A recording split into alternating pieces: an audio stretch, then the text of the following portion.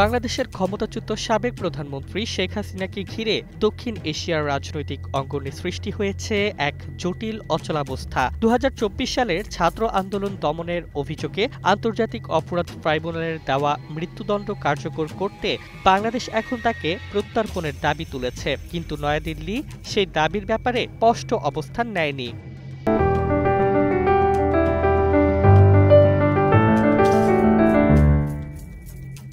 একসময়ের ধর্মনিরপেক্ষ ও জনপ্রিয় নেত্রী শেখ হাসিনার রাজনৈতিক উত্থান শুরু হয়েছিল ১৯৯৫ সালে তার পরিবারের হত্যাকাণ্ডের পর। সেই মর্মান্তিক ঘটনার পর তিনি প্রথমে ভারতে নির্বাসিত হন, পরে দেশে ফিরে দীর্ঘ রাজনৈতিক লড়াইয়ের মধ্য দিয়ে ৩ বার প্রধানমন্ত্রী হন। ক্ষমতায় থাকাকালে অর্থনৈতিক প্রবৃদ্ধি ও আঞ্চলিক সহযোগিতায় অগ্রগতির পাশাপাশি মানবাধিকার লঙ্ঘন, রাজনৈতিক দমনপীড়ন ও একদলীয় শাসনের প্রচেষ্টার অভিযোগে তিনি ব্যাপক সমালোচিত হন।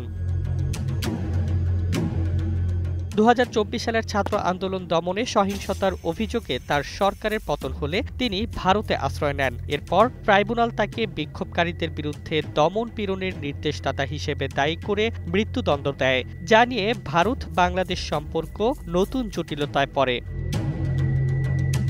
ভারতের আইন ও দুই দেশের প্রত্যর্পণ চুক্তিতে রাজনৈতিক অপরাধের ক্ষেত্রে ব্যতিক্রম থাকায় নয়াদিল্লি তাকে ফিরিয়ে দেবে কিনা সে বিষয়ে অনিশ্চয়তা রয়েই গেছে। ভারতের সাবেক কূটনীতিক ও বিশ্লেষকদের মতে, রাজনৈতিক উদ্দেশ্য প্রসূত অভিযোগের ব্যাখ্যায় দিল্লি নির্বাসিত সাবেক নেত্রীকে ফেরত পাঠাতে তাড়াহুড়ো করবে না।